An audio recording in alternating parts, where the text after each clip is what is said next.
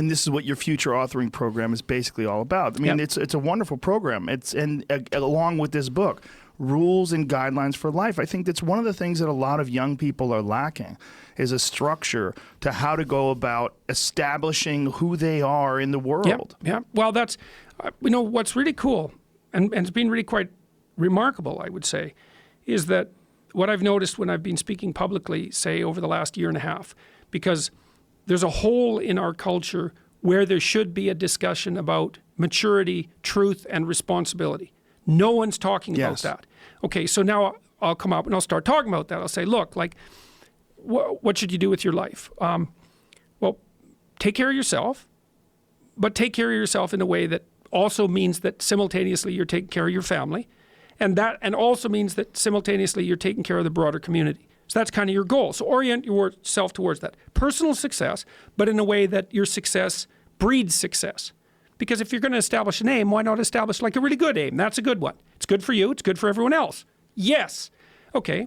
That'll give your life some meaning. Now make a plan, generate a vision. That's what the Future Authoring Program helps people with.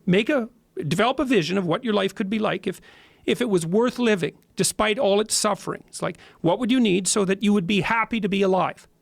You'd find your life meaningful, so you don't get all bitter and resentful and cruel and hostile and ideologically addled and like murderous and genocidal. It's like none of that.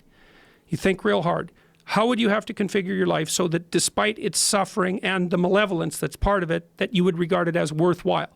So that's up to you to develop a vision. Then put a plan into practice. And so when I talk to people about this, and most of my audiences are young men, it's probably about 65, 35. More and more women are showing up, but that's about what it is right now. The halls are dead silent. You could hear a pin drop because nobody's said so clearly for like 50 years that almost all the meaning that you will need to get you through the hard times of your life is going to be a consequence of adopting responsibility, not of rights and impulsive action, impulsive freedom. Like, fine, rights, yeah, got it. Freedom, no problem. Even freedom to do impulsive things, fine. But that isn't where you're going to find the meaning that keeps you sustained through the storms of life. That's going to be, you take care of yourself, you take care of your intimate partner, you take care of your damn family. You don't run off.